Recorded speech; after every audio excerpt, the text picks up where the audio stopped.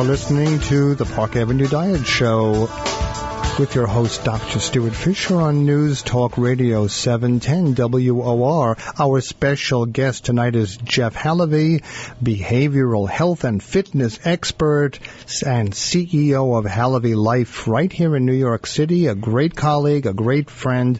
Jeff, I have a question for you, or rather a comment I'd like your thoughts about, and I've seen this in many articles, by the way. Just because you exercise doesn't automatically mean you're going to lose weight. Right? It's absolutely true, and it's unfortunate that we see so many people make the mistake of eating whatever they want and then thinking that they're just going to exercise it off. Mm-hmm. And you and I both know that it doesn't really work that way. To a certain degree, it does. Well, the first law of thermodynamics means that it doesn't work that way. Let's be realistic. That's exactly what I was going to say. It really doesn't work that way. It's a common misconception, or, someone will do their 2 or 3 mile jog in the morning and then feel entitled to their frappuccino and muffin and everything else in the afternoon. So unfortunately, it doesn't work that way. It doesn't. How about the idea that exercise, especially for some of the people in my age group, I'm not trying to build up muscle necessarily. I am trying to help flexibility and balance. Could you comment on that? Sure. It's actually a question that I've been asked so much lately, too. I'm helping Kevin Powell, who's running for Congress in Brooklyn. And Brooklyn is a community that really just doesn't have a ton of information when it comes to exercise and fitness. I'm from Brooklyn. I agree with that. We don't even speak English there. And thank God for people like Kevin Powell, because he's really helping me bring this information to his constituency. And the questions I'm asked are balance and flexibility. And those are so crucial because when you look as we age, what really goes at 90 years old, are we that concerned whether we can curl a 90-pound dumbbell? Or are we more concerned that we don't fall and break a hip? Correct. So I'd say that being able to tie your shoes, being able to walk confidently are really the most important things, but building balance and flexibility starts way before 90. You can't wait until you're 89 to decide at 90 you want that balance and flexibility. It's got to start a little earlier. How important is stretching when one exercises? Stretching is key. To quote Paul Chek, very famous exercise science personality, if you don't stretch and exercise, you'll come out crooked. Okay, so that's not exactly true, but you do have to correct postural imbalances. Static stretching beforehand, which means holding a stretch before you exercise, is a definite no-no. Dynamic stretching, where you move through a range of motion, therefore elongating the muscle and preparing it for activity, is the way to go beforehand. But static stretching is absolutely great afterwards.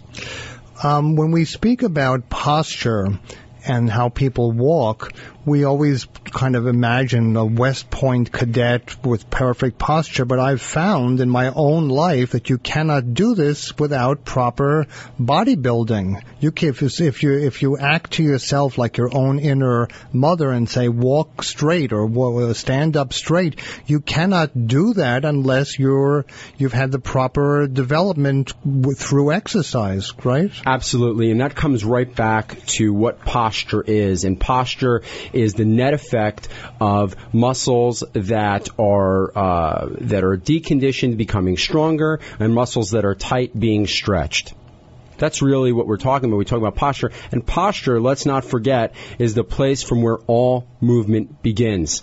There's another point about posture, too, and that is that when people walk slumped over, you can just imagine shoulders down, kind of like a gorilla slumped over, you develop what is called kyphoscoliosis, which kind of squeezes the lungs. It's like someone having you in a bear hug, so you cannot breathe in and out as effectively. So bad posture actually affects your breathing also. And I have a different term for that. I call that Jersey Shoreosis, because you tend to see most of these guys on the Jersey Shore who only work out their pectoral muscles actually tighten their chests and cause this kyphosis, and really in the long run do themselves a ton of harm. It also removes brain tissue, apparently, also. that when you work out, a la Jersey Shoreitis, some of your brain cells are metabolized in the process.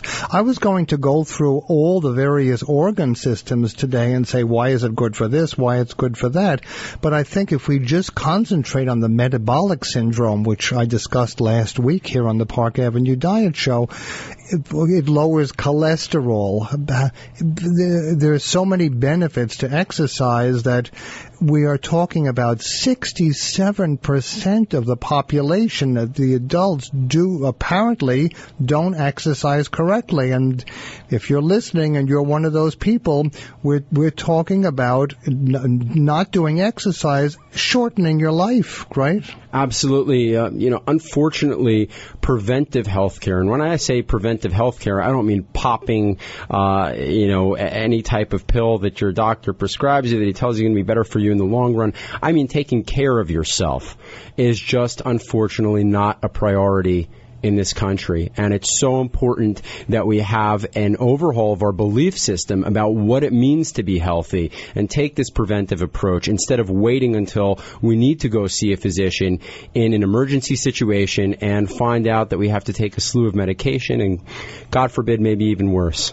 We deal very nicely with preventive care for clothing by taking it to the laundry or to the tailor. We take the car for preventive care. Maybe we get a warranty on the refrigerator. 67% of the country doesn't really think the human body is that important. And how about kids and exercise? That's important too. That's a hot button for me. And one of the companies that you were involved with yourself that I own, with, which produces the Get Fit series, has an initiative targeting childhood obesity. It's a hot button issue for us, and children these days unfortunately are sedentary. They play video games and they're being fed, pardon the expression, but they're being fed crack by many of the snack manufacturers. They're being fed food that has a specific combination of salt, fat, and sugar that makes them, quite frankly, addicted to the substance, and it's led to the epidemic that we see amongst our youth today. It's very bad, and President Kennedy had a very effective fitness program, and I think someone like you needs to be in charge of it for our country. This has been a very nice introduction to a complex topic, and Jeff and my comments will be on the Park Avenue Diet website within a few days. You can hear this show, as you know, on WOR's own website. You can download it and keep it. My office phone number, by the way, if you would like to lose weight under my guidance, which would be a nice thing to do in the fall, is 212-893-8478. And my website is parkavenuediet.com, and there's halevylife.com, which is, we will put all these details on my blog and on my website, so you'll be able to see all of this, and we'll get a link to Jeff's website, and we'll definitely have you back again. Thank you very much. My pleasure. This has been the Park Avenue Diet Show, discussing only one of 7 components of image. That's just one. You got to make all 7 better if you want to have a nice, healthy 2010 and thereafter, and that's what we're here about on the Park Avenue Diet Show. Once again, it has been my pleasure to be your host. I'm Dr. Stuart Fisher. You'll tune in next week on Sunday night, of course, on News Talk Radio 710 WOR. Have a pleasant evening.